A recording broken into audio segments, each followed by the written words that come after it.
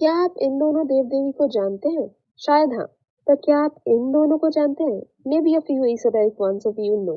So buckle up because we are diving into the darkest side of Hindu mythology and into the review of the new Bengali series on Hoichoi, Bhog. এটা মাই বইয়ের ব্যাপার, আপনি এর মধ্যে আসবেন না। ওদের ঠাকুর মশাইকে ছাড়ো। Hello Cinefam and welcome back to my channel. और जिनको नहीं पता उनके लिए बता दूं कि बंगाली लिटरेचर के एक चमकते हुए सितारे हैं अभीक सरकार। काफी अनोखा एक ब्लेंड बिठाया है इन्होंने माइथोलॉजी और मिस्ट्री का with horror and history end of course realism का तड़का तो है ही।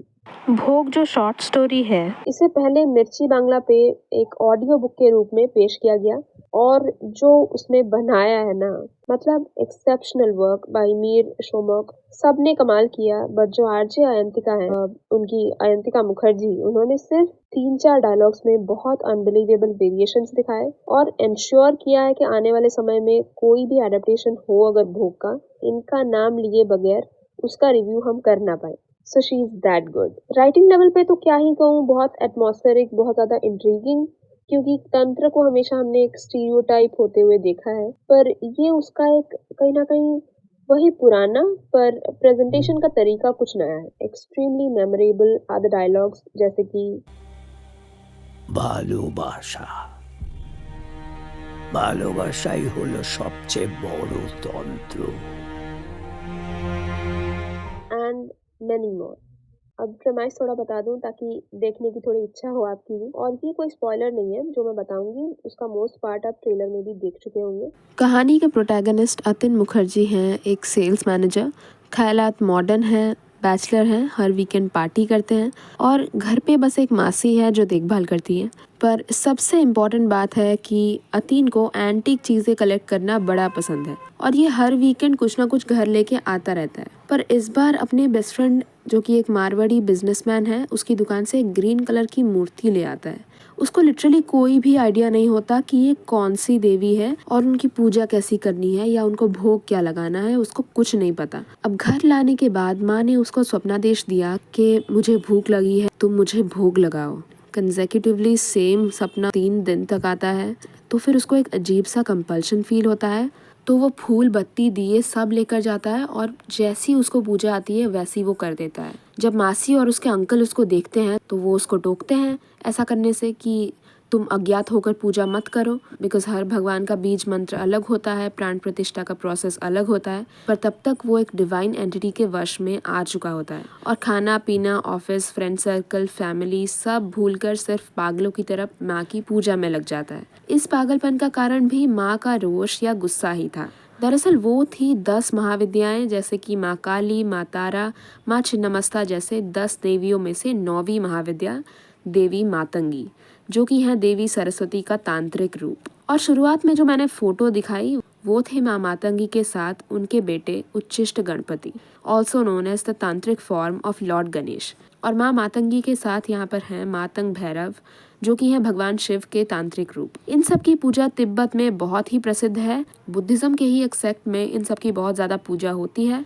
माँ मातंगिनी चंडालिनी रूप में होती हैं, तो वो उच्चिष्ट मतलब कि आधा खाया हुआ या सिर्फ झूठा ही खाती हैं और साफ सुथरी जगहों से उन्हें नफरत है। पर अतीन ने तो वही किया था। अब अतीन के साथ माँ क्या करती है, इसके लिए या तो आप वो ऑडियो बुक सुने, which is definitely the better option, because frankly visual medium का ज़्यादा फायदा उठा तो नहीं पाए डायरेक्टर परमब्रत चट्टोपाध्याय। ছোট ছোট দৃশ্য থেকে গল্পের জন্ম হয়।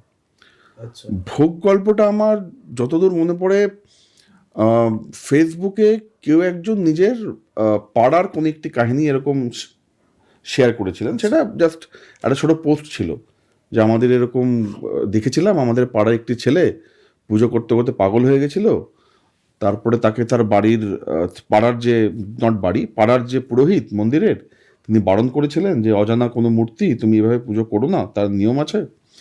তারপর একদিন ছেলেটি আত্মহত্যা করে, দেখা যায়। হ্যাঁ, তো এইটুকু একটা ছোটো পোস্ট ছিল। তো সেটা দেখে আমার মনে হলো যে কেন এরকম হতে পারে, যে কি দেবী, কি পুজো করলে কি হতে পারে। তো ধীরে ধীরে গল্প লেখা শুরু করলাম। आई नो बजट की बात आ जाएगी इधर, तो ठीक है VFX और कंप्यूटर ग्राफिक्स की बात तो नहीं करूँगी मैं। ऑल्दो टेरिबल वर्क देयर, बिल्कुल भी डरावना नहीं था, इतने भयानक क्लाइमैक्स का टोटली मजाक बना दिया। हालांकि एक अच्छा ग्रीन रेड का बैलेंस बिठा रहे थे शुरुआत में, पर वो भी एंड तक जाकर ओवर सैचुरेटेड और kind of over used and repetitive एक एस्थेटिक बन गया। और अंधेरा काफ़ी था, आई मीन सिर्फ अंधेरा होने से ही एक चीज़ हॉरिफिक लगेगा ऐसा कोई लॉजिक मुझे समझ में नहीं आता है। और अंधेरा अगर होता भी है किसी फिल्म में, जैसे कि हाल ही में हम सब ने नॉस्फेराटू देखी, वो डरावनी थी मूवी एटमॉस्फेयर की वजह से, नॉट बिकॉज कि अंधेरा था उसमें। पर उसमें जो अंधेरा था वो डेफिनेटली एक हाईलाइट कर रहा था निकोलस हॉल्ट और हमारे जो बिल स्कार्सगार्ड थे उनकी परफॉर्मेंसेस को। लेकिन यहाँ पर तो एकदम एक्टर्स के एक्सप्रेशंस को एनहांस करने की जगह सप्रेस कर रहा था ये अंधेरा। तो एटलीस्ट चेहरे पर डे लाइट तो नहीं, लेकिन थोड़ी बेटर लाइटिंग तो हो ही सकती थी। Also hats off to Shubhashish Mukherjee sir, जो कि एक सीन के लिए आए and he stole the show. I mean he made the atmosphere chilling.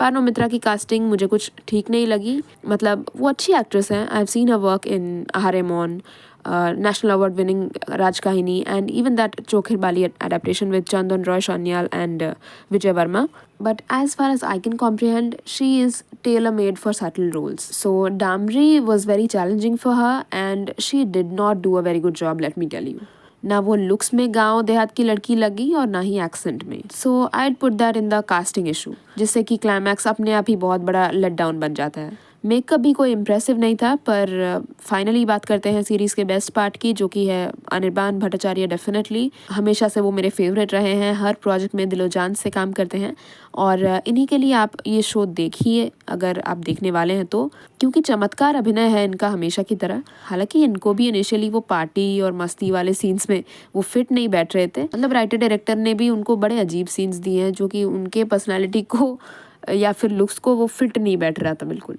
लेकिन हाँ, अनिर्बान ने अपनी तरफ से भोग को सब कुछ दिया है। होजोई पर है ये सीरीज़, सिर्फ 6 एपिसोड्स हैं, 20-22 मिनट के ही हैं, तो चाहे तो आप देखिए इस कमाल की कहानी को अगर आप विजुअली एक्सपीरियंस करना चाहते हैं तो।